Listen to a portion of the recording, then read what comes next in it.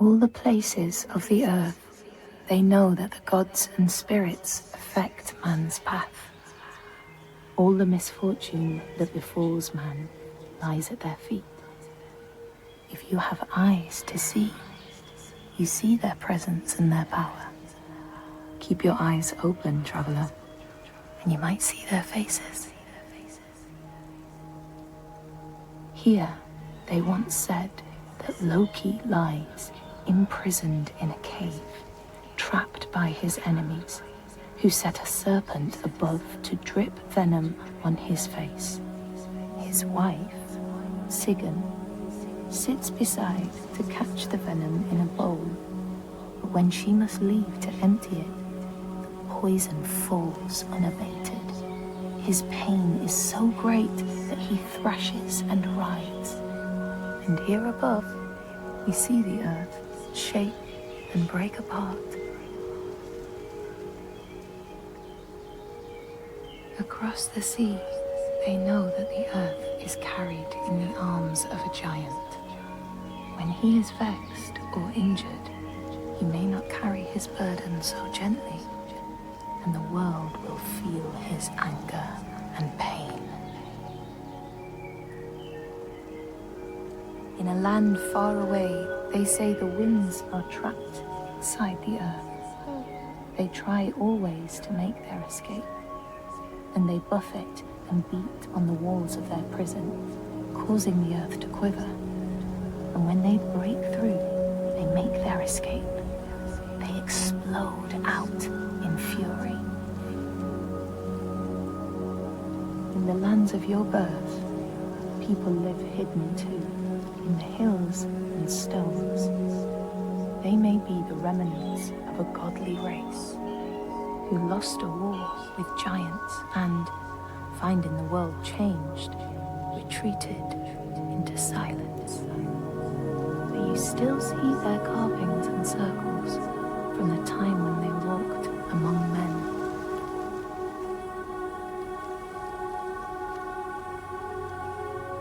Here, they know that if times are harsh, you may ask of the hidden folk to share their bounty.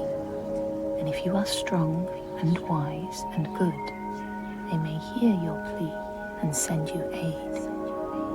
But if you are not, or if you do not respect the strictures they lay down, you might have your strife doubled.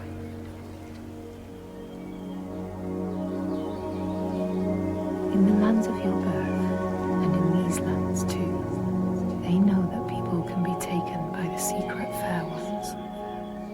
If you are not careful and do not keep to the pathways, you may find yourself among them.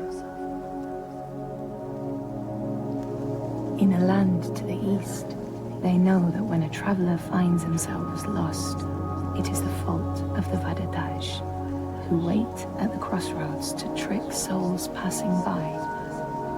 The only remedy is to let your horse lead you home, because beasts have no souls. But if you have no horse, your soul is lost forever.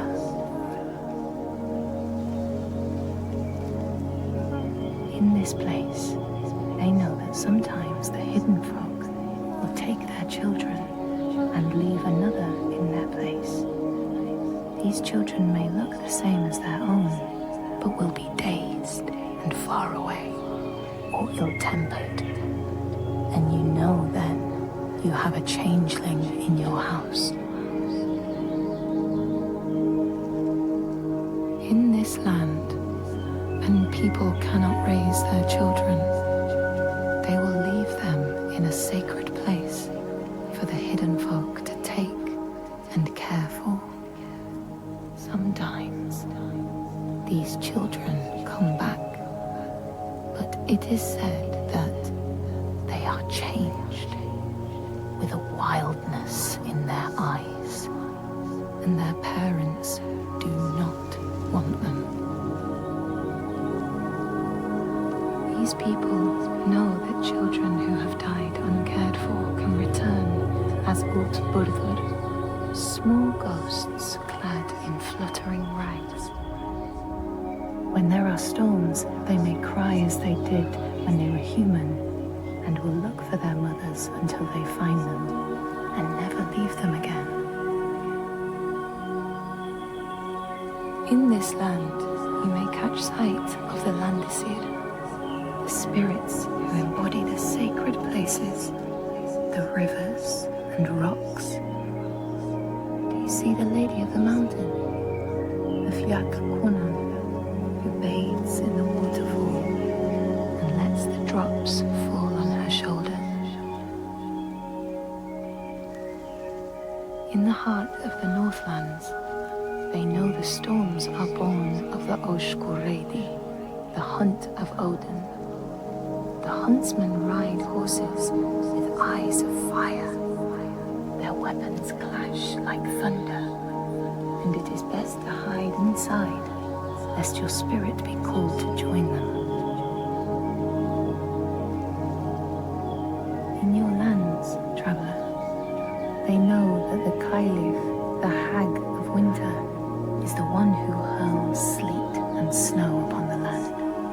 She lives in a sea rock and rules the waves of the roiling winter ocean with her blackthorn staff. She strikes the ground to destroy the shoots of growing green, so the winter will lie long and low on the land.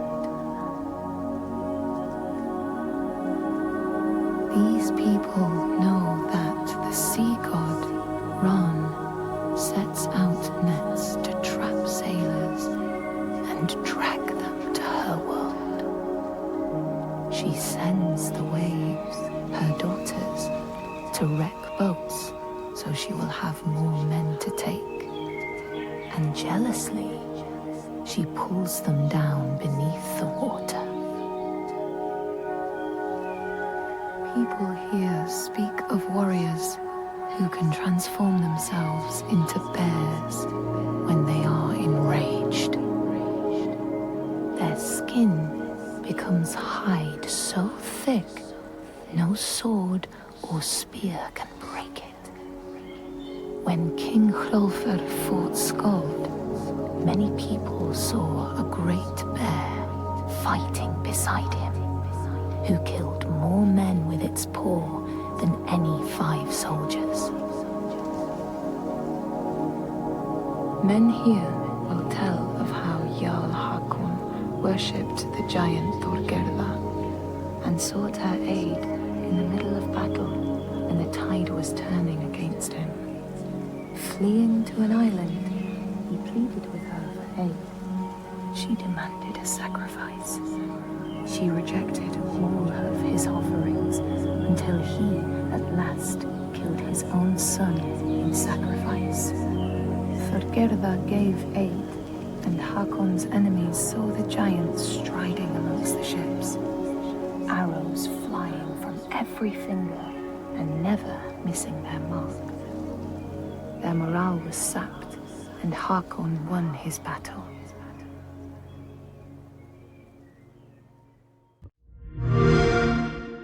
Play it now with Game Pass.